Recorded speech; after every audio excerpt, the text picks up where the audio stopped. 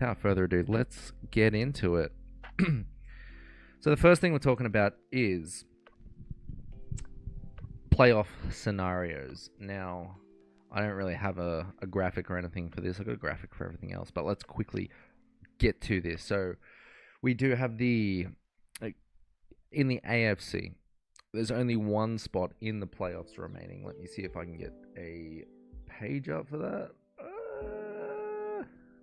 Oh my god! So unorganized today. Sheesh.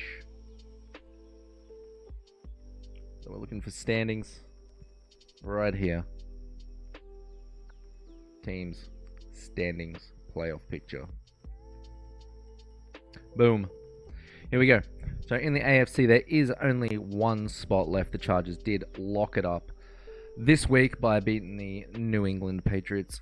Kansas City also locked up the number 1 seed, so they will get a first round bye, and they will get home field advantage in that game. Denver lost to the Bengals yesterday, so they could not secure a playoff berth.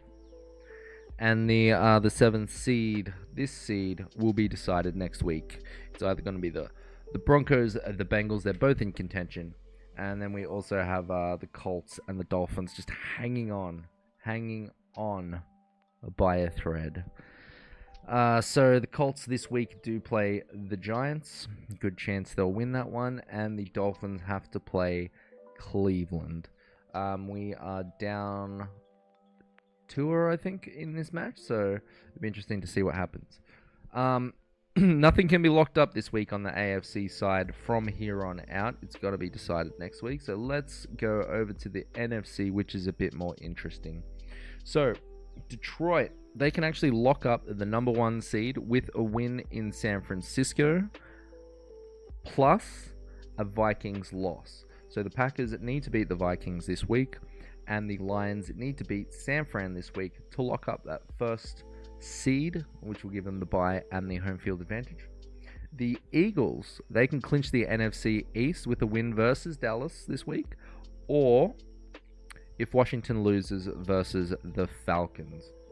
Washington still is in the hunt right here.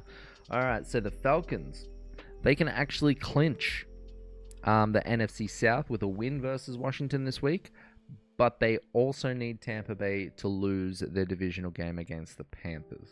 So I don't see that happening so much. Tampa Bay is probably going to beat the Panthers. And I'm not sure if the Falcons really beat Washington, honestly. The Commanders, though. The Commanders can clinch a playoff spot based off strength of victory. So this one really... Oh, no, that's my bad. That's the Rams. My bad, that's the Rams.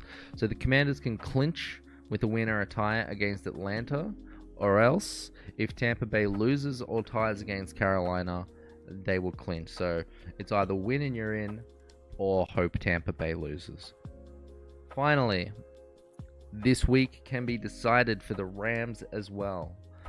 So this one's a bit interesting because the Rams can clinch based off of strength of victory. So this week they need any 4 of these teams to win their games. They need Minnesota to win, they need Buffalo to win, they need San Fran to win, they need Washington to win, they need Cincinnati to win, or they need Cleveland to win. So any 4 of those games. Cincinnati has already beat Denver, so that's 1 out of the 4. Minnesota has a good chance of beating Green Bay. Buffalo has an amazing chance of beating the Giants, and Washington has a very good chance of defeating Atlanta. So that should give them the 4 games. The other 2 games, San Fran versus Detroit, I don't see San Fran winning that game. And then Cleveland, Miami is just up in the air completely. So they are hoping that Minnesota, Buffalo, and Washington win. That way they can lock themselves up. Otherwise, next week they'll have to decide it against the Seahawks in that divisional battle. But basically, that's everything that can be locked up this week. Seahawks can't make it in this week. Buccaneers can't make it in this week. It all really does depend on the schedule and then next week. Well, that was cool.